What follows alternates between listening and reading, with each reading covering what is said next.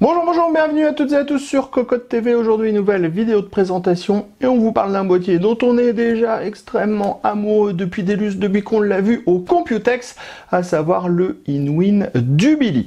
Le Inwin Jubilee, c'est un boîtier à monter soi-même, comme on en a vu plein d'autres chez Inwin ces derniers temps, mais aussi chez d'autres marques. C'est-à-dire que ça va arriver dans un petit packaging un petit peu plus plat et vous allez devoir faire votre Lego vous-même. Mais sachez que le boîtier sera aussi livrable tout monté, avec 4 ventilateurs de base en 140 mm ARGB à l'intérieur, et c'est cette version-là qu'on vous propose de découvrir aujourd'hui, puisque les boîtiers montés chez Inwin, on en a déjà fait plusieurs vidéos, on vous met d'ailleurs les liens en description. Avec le Inwin Jubilee, on est sur un boîtier qui est ultra sobre, qui utilise des matériaux ultra haut de gamme. On va avoir des arches en aluminium de 4 mm d'épaisseur qui sont brossées, on va avoir des grosses vis qui sont marquées pour fixer tout le boîtier. On va avoir de l'acier qui a le droit à une peinture vermiculée, donc ça veut dire qu'on va avoir une sorte d'aspect un petit peu granuleux sur la peinture. C'est juste absolument magnifique. Ça arrivera dans deux versions, Champagne Gold, ici, Titanium Grey, ici, et vous allez voir, c'est un boîtier qui est vraiment très joli. Après, on est chez Inwin, donc ça se veut minimaliste et simplissime à l'intérieur au niveau du châssis. Pour le tarif, on sera à 269 € pour la version sans les ventilateurs que vous aurez à monter vous-même. Allez, c'est parti, c'est tout de suite, c'est maintenant, c'est sur Cocotte TV. On commence comme toujours avec les tech specs, le boîtier étant acier aluminium verre trempé, il est compatible ATX, EATX, au niveau des dimensions c'est 523 mm de longueur, 244 mm de largeur, 543 mm de hauteur, on passe à 567 mm de hauteur si on installe les pieds dans l'autre sens, nous allons y revenir. On a 8 slots PCI Express, on peut mettre de la carte graphique en 460 mm de longueur et du ventirad CPU en 160 mm de hauteur. On pourra de base installer 4 SSD 2,5 pouces et 2 HDD 3,5 pouces.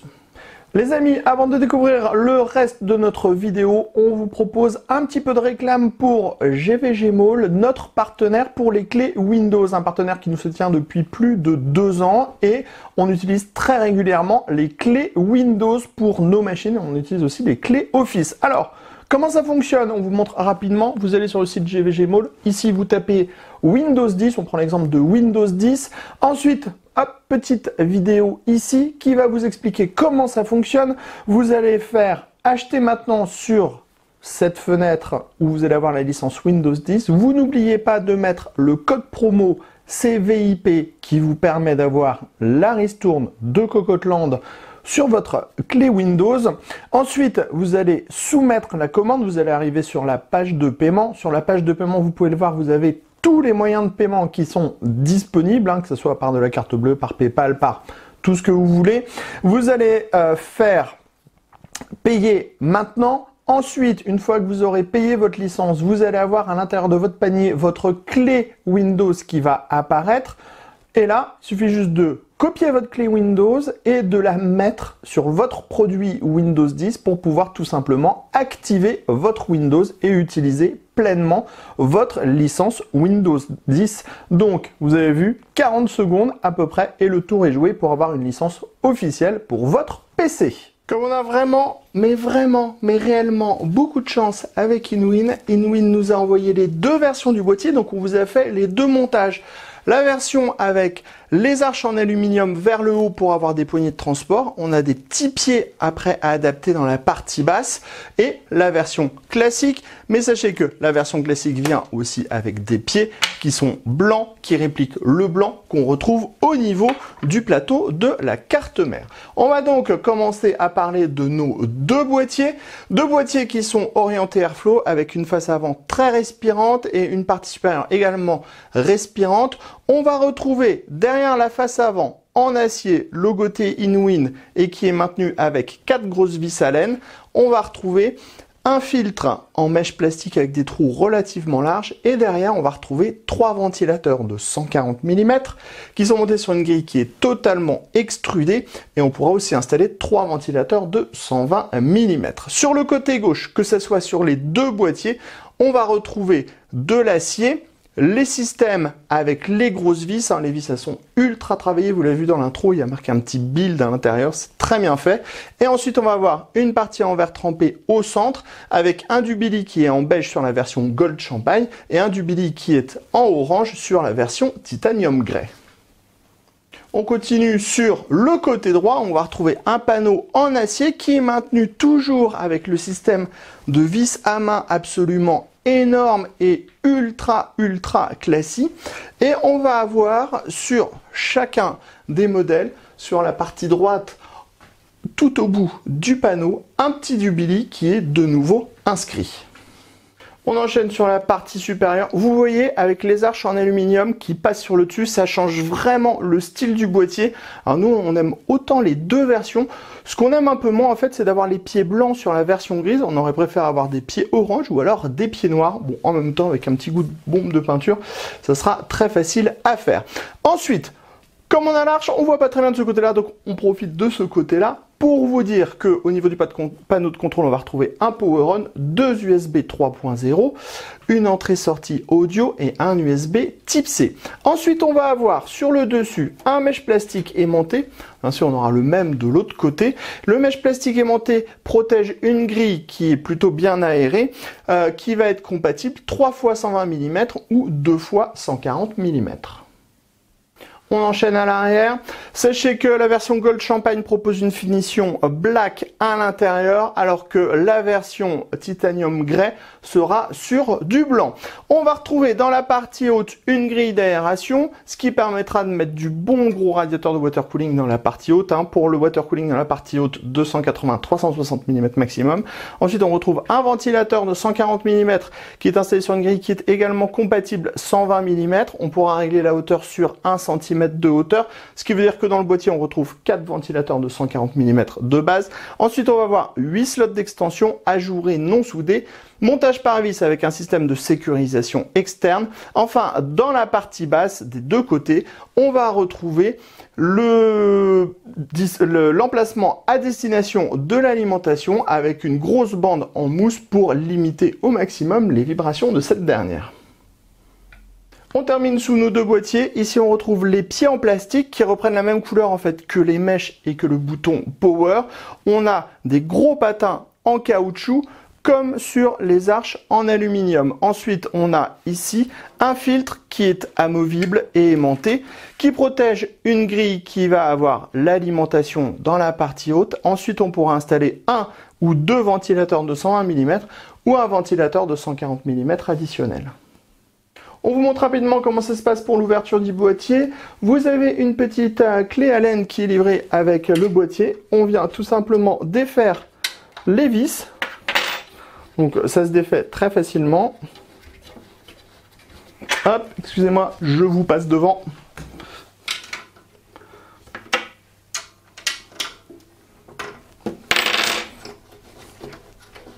Hop, on dévisse un peu.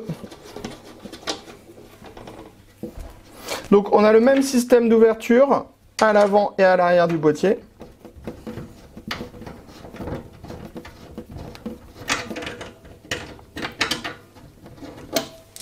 Voilà, on défait la dernière.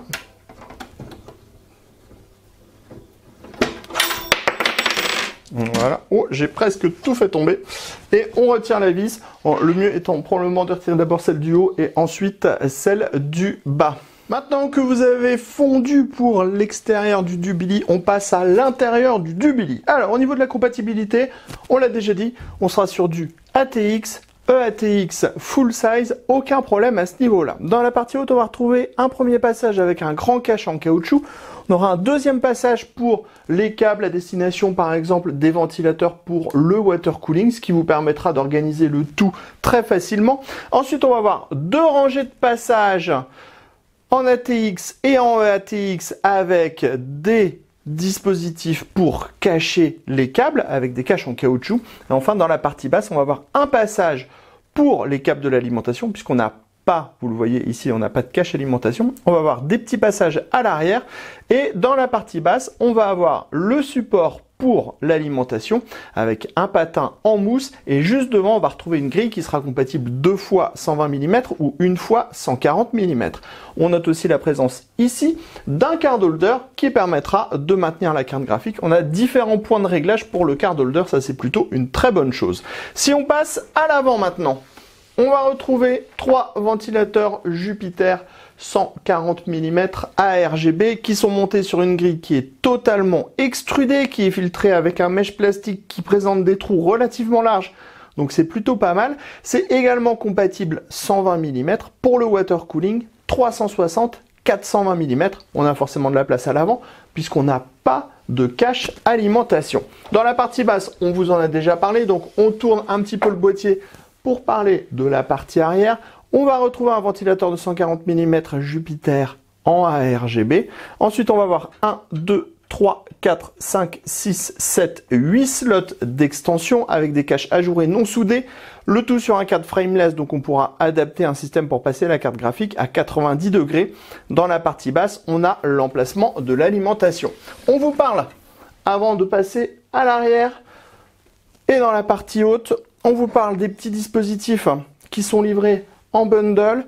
Donc on a différents points d'ancrage. Vous pourrez par exemple, comme on n'a pas de cache alimentation, dissimuler une partie de vos câbles en fixant cette partie dans la partie basse et en mettant par exemple votre SSD devant ou alors un écran. Mais on pourra aussi installer le tout comme ça devant les ventilateurs, ou on pourra les mettre aussi à plat devant les ventilateurs. On a différents points d'ancrage et on pourra venir pseudo-dissimuler en fait les passages avec les câbles. Donc ça permettra d'avoir un petit peu de couleur grise à l'intérieur du boîtier, ou alors on pourra faire un montage hyper lisse sans aucun accessoire comme ce qu'on a fait dans la vidéo. On passe maintenant dans la partie haute. Dans la partie haute, on va retrouver de nouveau une grille en 3 x 120 mm, 2 x 140 mm. Pour le water cooling, ce sera 280, 360 mm. On passe maintenant à l'arrière du Dubili. On va retrouver d'abord ici le PCB pour les ventilateurs et le ARGB. On pourra brancher 8 ventilateurs, 8 systèmes ARGB, donc c'est plutôt pas mal et c'est alimenté par du SATA. On retrouve tous les passages. On en a vraiment partout, on en a des petits aussi sur les côtés, on en a 2 dans la partie basse pour être compatible micro ATX, ATX. Ensuite, on va avoir un bracket SSD, un second bracket SSD, un bracket qui est compatible SSD plus HDD, et on va en trouver un second compatible SSD plus HDD. Donc on aura vraiment des bonnes possibilités d'intégration pour le stockage, d'autant plus qu'on aura les 2 accessoires additionnels pour mettre 2 SSD supplémentaires de l'autre côté si nécessaire. On voit qu'on a des passages avec des caches en caoutchouc absolument partout et on a quelques dispositifs pour mettre des colliers ici et là. On aurait clairement préféré en avoir beaucoup plus pour avoir une meilleure organisation des câbles. Il aurait fallu qu'il y en ait aussi dans cette partie basse ici, à cet endroit-là et dans la partie qui remonte pour pouvoir faire un montage vraiment au top. Vous le verrez quand on va passer à l'arrière avec la configuration montée à l'arrière, enfin à l'intérieur du Dubili. Clairement, c'est une petite chose qui manque dans ce boîtier. On passe à l'intérieur de notre Dubili avec la configuration montée à l'intérieur de ce dernier. On est parti sur du noir et blanc, histoire de trancher un petit peu avec le plateau blanc. Comme vous pouvez le voir, c'est très propre. On a des passages dans le haut, dont un avec un cache en caoutchouc, ce qui va permettre de dissimuler la plus grande partie des câbles. On a des passages sur le côté, 2 rangées pour pouvoir être compatible avec les cartes mères ATX, et on va avoir ici juste là un card holder qui va permettre de maintenir la carte graphique. Ensuite, on va avoir dans la partie basse l'alimentation et clairement, on va le dire, on aurait aimé avoir un petit cache alimentation ou juste une petite plaque à installer comme ça pour venir couvrir l'alimentation parce qu'on est sur un design super sleek avec presque rien qui dépasse et on a notre grosse alimentation qui vient en plein milieu. C'est un peu dommage, sauf si vous avez une alimentation qui fait du RGB et qui va mettre la même couleur que sur les ventilateurs ou alors avec une alimentation qui va proposer un écran de type OLED et donc dans ce cas-là, vous pourrez en profiter puisqu'on a un panneau en verre trempé. Après, il faut savoir que le panneau en verre trempé est quand même assez foncé, donc du coup, l'alimentation noire disparaît beaucoup avec le panneau en verre trempé. On aura juste en fait le RGB qui va s'illuminer. Donc, on aurait aimé avoir un cache alimentation tout de même dans la partie basse. Cependant, ça reste très bien une fois que le panneau est monté et ça vous le verrez juste après puisqu'on va vous montrer comment est la config une fois qu'elle tourne. Après, à l'arrière du plateau de la carte mère, on a la grosse veine centrale ici avec des dispositifs pour mettre quelques colliers dans la partie haute et au centre. Après, par contre, il n'y a pas de dispositif pour pouvoir mettre des colliers, ce qui est un peu dommage puisqu'on est obligé de tout regrouper sur le câble ATX 24 proche. Après, comme toujours chez Inwin, on fait le choix d'un châssis qui est ultra simple avec très peu de fioritures et très peu d'accessoires. Résultat, au niveau du cable management à l'arrière, c'est moins bien que ce que peut proposer la concurrence. On notera par contre qu'on a un gros PCB pour gérer le RGB et les ventilateurs. On a 1, 2, 3, 4, 5, 6, 7, 8 espaces différents pour pouvoir gérer le RGB. Et au niveau des ventilateurs, ce sera 1, 2, 3, 4, 5, 6, 7, 8 prises également. Donc c'est plutôt pas mal et ça c'est un vrai plus, ça se branche en SATA. Attention toutefois, puisque ce dispositif va proposer du RGB mais via la carte mère ou via un contrôleur additionnel. Et pour la gestion des ventilateurs, là on est 12 volts pleine balle, faut passer via le PWM de votre carte mère pour pouvoir réguler les vitesses.